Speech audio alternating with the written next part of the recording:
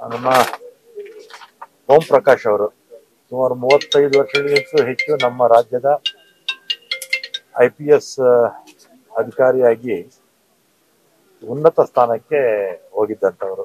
IG ಮತ್ತೆ DG ಆಗಿ ಕೆಲಸ ನಿರ್ವಹಿಸಿದ್ದಂಥವ್ರು. 17ರಲ್ಲಿ ನಿವೃತ್ತಿ ಆಗಿದ್ರು. ನನಗೂ ಚೆನ್ನಾಗಿ ಪರಿಚಯ.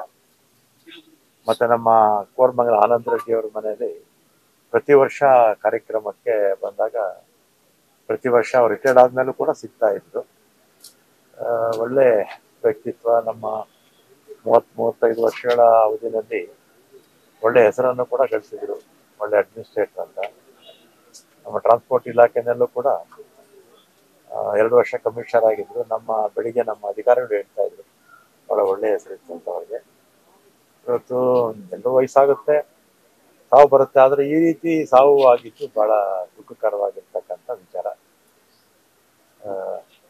ಅದರಿಂದ ಅವ್ರ ಆತ್ಮಕ್ಕೆ ಶಾಂತಿ ಸಿಗಲಿ ಅಂತ ಹೇಳ್ತೀನಿ.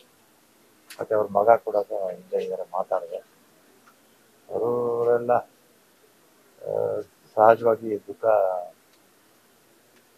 ದುಃಖ ಭರಿಸುವಂತ ಶಕ್ತಿ ಬರಲಿ ಅಂತ ಹೇಳ್ತೀನಿ.